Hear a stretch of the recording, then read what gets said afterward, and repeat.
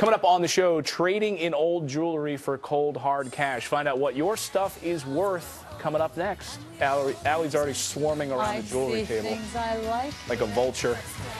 I like these. Diamonds are a girl's best friend.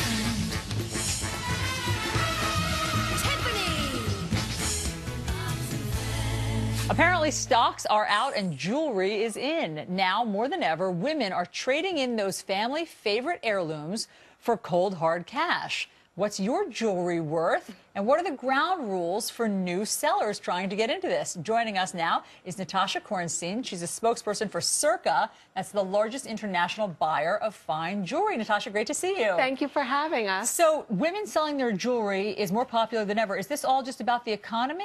It really, actually, it's not. It's a wonderful way to update, move on, and there's just no longer a stigma when it comes to selling jewelry. That's great. I heard it's no longer about debt, death, and divorce. Right. Those three dreaded Ds are out the window, and now it's really all about moving on to new opportunities. Why keep and hold on to jewelry you're not wearing? Let's look at some of the goodies that you've brought. So these are some of the things that women have come in to sell. I'm guessing an engagement went awry here with this one. Well, that's exactly right in this case, and it's really fascinating. With rings, we at CIRCA buy thousands of engagement rings a month. Sometimes it's for a very happy reason, like an upgrade or a great milestone anniversary.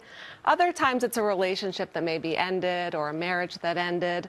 So it's what we call at CIRCA a real karma cleanse. Wow. So Yes. somebody came in and, you know, they bring in their jewelry and you give them money right there on the spot. Exactly. Our expert buyers evaluate hundreds of pieces of jewelry a day, and we're really looking at every aspect of the piece of jewelry. $4,000 for this? $4,000. You paid in cash to the person? Exactly. All right. That's exactly. That's a good payday. Out with the old and with the new. Let's talk about this beautiful bracelet. Tell me the backstory and how much you paid. This is an incredible example, an exquisite rose gold and yellow gold 1940s retro bracelet. And what's really important for your viewers to know is that at CIRCA, we look at the entire piece of jewelry. So if you were to put this on a scale just for the gold, it would be about $900.